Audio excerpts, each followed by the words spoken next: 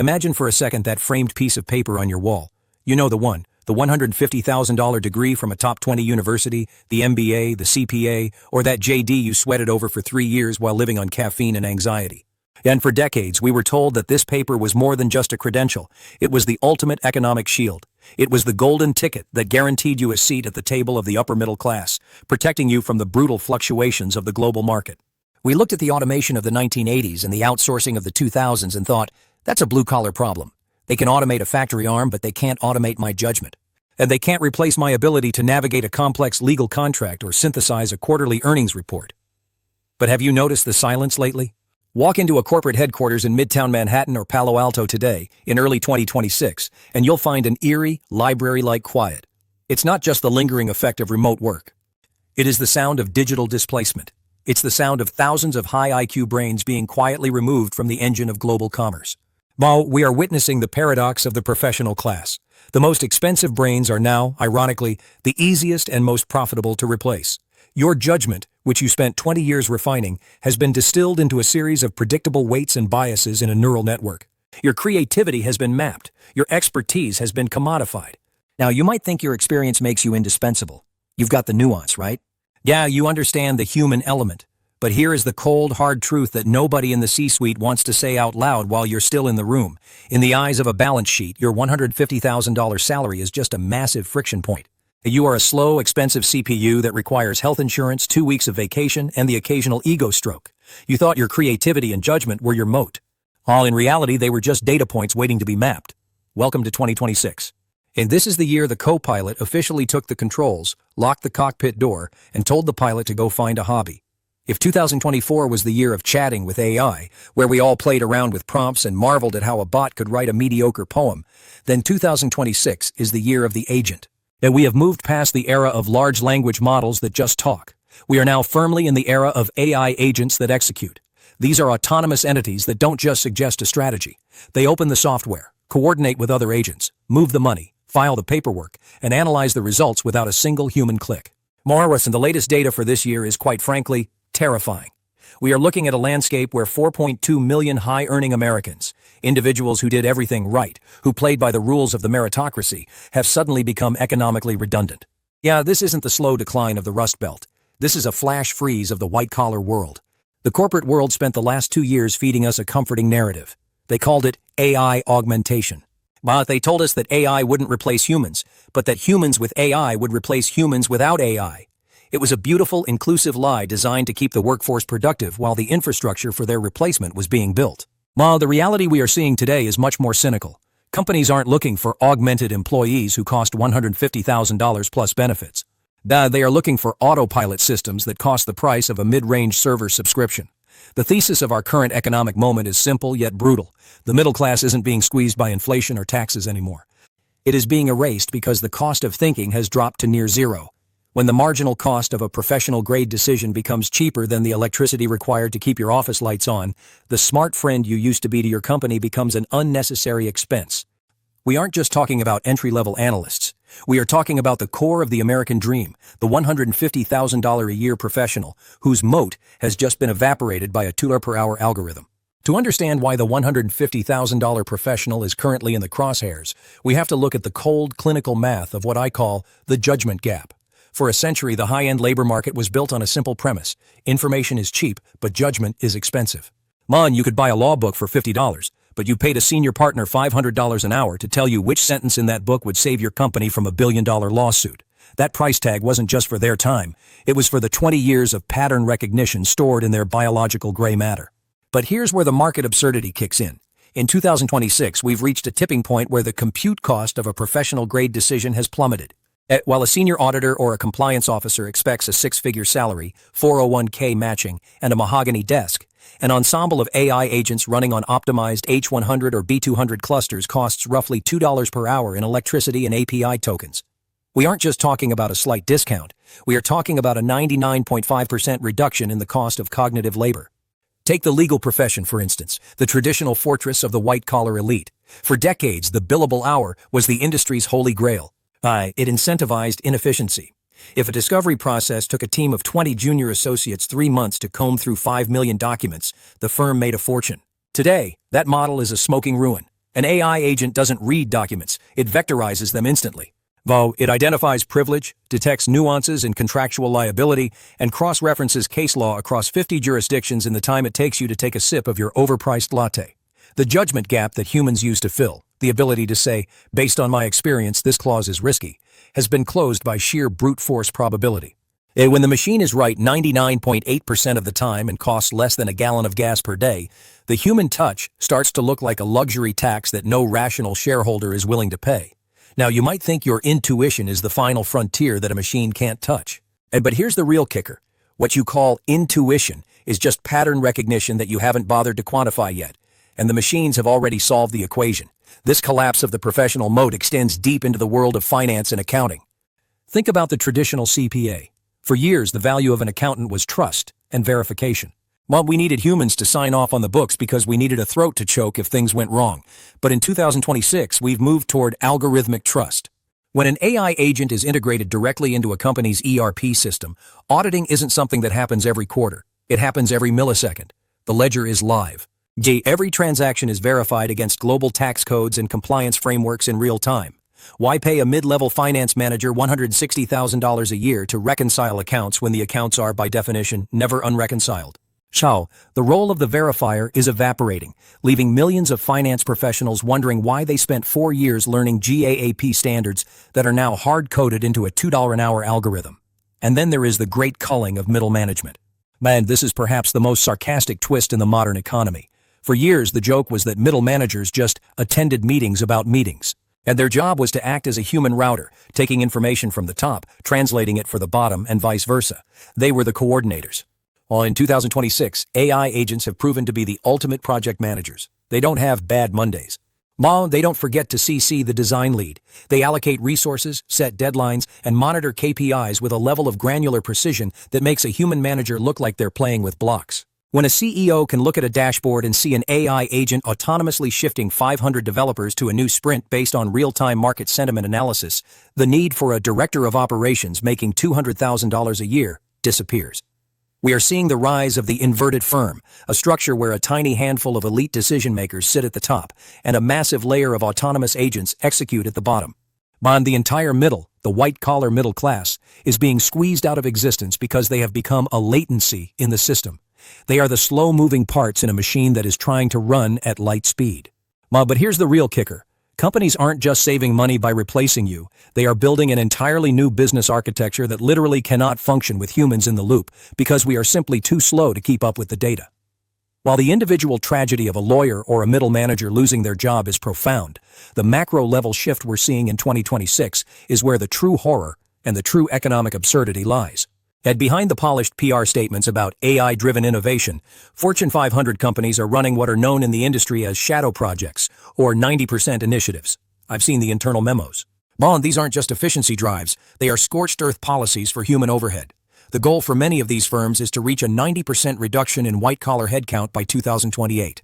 And they aren't looking for a 5% margin improvement anymore. They are looking to fundamentally decouple their revenue from their payroll. In the old world, if a company wanted to double its revenue, it roughly had to double its brainpower, its staff. Now, in 2026, that linear relationship is dead. We are seeing headless departments where a single senior executive oversees a swarm of 5,000 autonomous agents that handle everything from R&D to customer acquisition. But this leads us to the great consumption crisis, the ultimate glitch in the capitalist matrix. Here is the cold, hard truth. The $150,000 a year professional class has been the primary engine of the global economy for half a century. You are the ones who buy the $80,000 SUVs, the $1.2 million suburban homes, the premium subscriptions, and the high-end vacations. If you remove 4.2 million of these earners from the equation, who is left to buy the products that the hyper-efficient, AI-driven corporations are churning out? And we are entering a digital black hole where production becomes infinitely cheap, but the consumer base becomes infinitely broke. It's a classic tragedy of the commons. Every individual CEO thinks they are being brilliant by cutting their payroll to zero. But when every CEO does it, they collectively destroy the very market they are trying to dominate. We're seeing a terrifying downward pressure on the velocity of money. Now, when the smart friend class stops spending because their judgment is no longer for sale, the entire service economy, from high-end restaurants to boutique fitness centers, collapses like a house of cards. But here's the real kicker. The elite Luddite is no longer a myth. Back in the 1800s, it was the weavers smashing the power looms. In 2026, it's the Ivy League graduates quietly sabotaging the algorithms because they've realized that the machine they're training is actually their own replacement. Let's look at the historical context through the lens of economic theory. John Maynard Keynes famously predicted in 1930 that we would eventually reach a 15-hour work week due to technological progress. And he thought the problem of the future would be what to do with all our leisure time. But Keynes didn't account for the winner-take-all nature of the digital age. We haven't reached a 15-hour work week. We've reached a 0-hour salary for the middle, while the algorithm owners work 80 hours a week managing their wealth. Similarly, Friedrich Hayek's spontaneous order, the idea that the market is a giant information processing machine that no one can control, is being challenged. And in 2026, the market isn't spontaneous anymore. It's being dictated by predictive models that can anticipate consumer demand before the consumer even feels it. When an AI can predict that you'll need a new laptop 3 weeks before you do, and it can optimize the entire supply chain to deliver it at the exact moment your current one breaks, the invisible hand is replaced by a digital iron fist. The professional class used to believe they were the masters of the universe. They thought they were the ones navigating Hayek's complex systems. The reality is that they were just the middleware, the human software that bridged the gap between raw data and corporate action. Now that the bridge is built of silicon, the human middleware is being discarded. We are witnessing the death of the expert as a socioeconomic category. In a world where every answer is available for $2 an hour, knowing things is no longer a career. It's a hobby. So, where does this leave us? If you are sitting there with a $150,000 degree and a mounting sense of dread, you're probably asking the only question that matters. Is there a way out? The answer is yes, but it requires you to commit an act of intellectual treason against everything you were taught in school. We are entering the post-specialist era. For the last 50 years, the recipe for success was niche down. Become the world's leading expert on a specific subclause of maritime law or the go-to analyst for mid-cap biotech stocks. In 2026, that deep expertise is no longer an asset. It is a liability. And why? Because the more specialized your field is, the more defined its boundaries are. And the more defined the boundaries, the easier it is for an AI agent to map, simulate, and eventually master that territory. And the survival blueprint for the next decade isn't about working harder. It's about embracing what I call interdisciplinary chaos. The only humans who are still commanding a human premium in 2026 are those who can sit at the intersection of 3 or 4 unrelated fields and navigate the friction between them. AI is brilliant at deep thinking, but it is still surprisingly clumsy at wide thinking. The machine can write a perfect contract, but it can't tell you if that contract will start a fistfight in a boardroom or how it aligns with the unspoken ego of a temperamental CEO. Yet the human premium is shifting from the brain to the gut. We are moving from an era of knowledge workers to an era of accountability workers. Think about it. When a $2 per hour algorithm makes a mistake that costs a company $500 million, you can't put the algorithm in prison. You can't fire a neural network and expect the shareholders to feel vindicated. The ultimate moat in 2026 is being the person who is willing to sign their name to the output of the machine. We are becoming the human firewalls for the digital world. Your value is no longer in doing the work, it is in taking the responsibility for it. But let's be honest about the social structure this is creating. We are seeing the birth of a new, more rigid class divide. It's no longer about blue collar versus white collar. That's a 20th century fossil. The new divide is between the algorithm owners, those who own the compute power and the data rights, and the input providers, everyone else who is just feeding the machine their time and attention in exchange for a digital pittance. This is algorithmic feudalism. The 4.2 million people who just lost their 150K jobs are the displaced knights of the old order, wandering a landscape where their swords, their degrees, are useless against a drone strike. Here is the final provocation for you to chew on. Is a world without work a utopia or a graveyard for human identity? Or, for centuries, we have defined ourselves by what we do. I am a lawyer. I am an architect. I am a doctor. When the doing is handled by a silent agent running in a data center in Iceland, what happens to the human spirit? If we aren't careful, we are going to end up in a society that is hyper-efficient but completely devoid of meaning. We'll have all the goods and services we could ever want, produced at a marginal cost of zero, but no reason to wake up in the morning. So, tomorrow morning, I want you to look at that framed degree on your wall. Don't look at it as a shield. Look at it as a historical artifact, a beautiful relic of a time when the human mind was the only computer that mattered. The smart friend vibe of the old professional world is dead. And the era of the human premium belongs to the chaotic, the interdisciplinary, and the brave, those who realize that the machine can compute the answer, but it can never understand the question. Your $150,000 job might be gone, but your agency isn't. The real work is just beginning. The question is, are you ready to stop being a specialist and start being a human again? If you've made it this far, you're likely feeling the weight of the digital black hole. But here is the secret that the trillion-dollar AI labs don't publicize. Even in 2026, the machine is a master of the average. Why, it is trained on the sum of human knowledge, which means it is exceptionally good at producing the most probable outcome. If your job is to produce a standard legal brief, a standard financial model, or a standard marketing plan, you are, by definition, replaceable by the average of the internet. Survival, therefore, requires you to become extremely non-standard. The most successful survivors I'm seeing in this new economy, the ones who haven't just kept their $150,000 salaries but have doubled them, have transitioned into a role I call the AI orchestrator. And think of the difference between a violinist and a conductor. The violinist is a specialist. They spend 20 years mastering a single instrument. While in 2026, the AI is the world's greatest violinist. It never hits a sour note. But the AI cannot compose the symphony, and it certainly cannot manage the temperament of the lead cellist or the expectations of the audience. As an orchestrator, your value is no longer in the output, but in the architecture of the solution. For example, look at what's happening in high-stakes legal engineering. The $150,000 junior associate who used to summarize depositions is gone. In their place is a legal architect. Well, this person doesn't write the summary. They design the system of 5 different AI agents, one to analyze sentiment, one to check for precedent, one to find contradictions, one to draft the response, and one to red team the entire output for errors. The architect's value is in their ability to verify the last mile of the work. But here's the real kicker. In a world of infinite AI content, trust has become the most expensive commodity on the planet. When anyone can generate a perfect-looking report in 3 seconds, the person who stakes their reputation on its accuracy becomes the only person worth paying.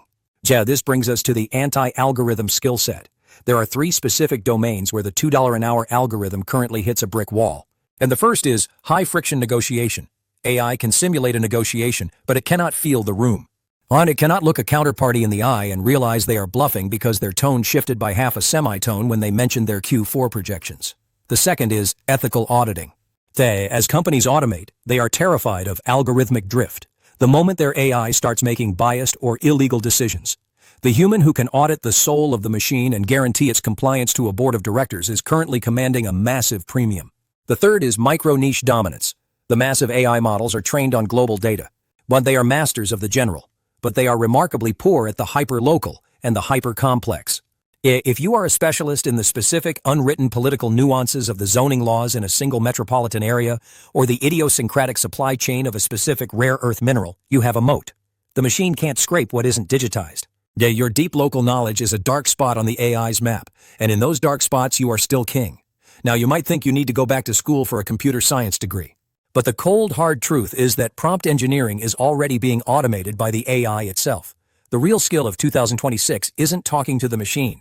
It's understanding the human problems the machine is supposed to solve. Now let's look at a real-world case study, the pivot of the accountant. In 2024, Sarah was a mid-level auditor at a Big Four firm making $140,000 and fearing for her life. By 2026, she left the firm and started a shadow audit consultancy. She realized that companies were so reliant on AI for their bookkeeping that they no longer understood their own finances. She doesn't do the taxes anymore. An agent does that for $5. Instead, she sells financial intelligibility.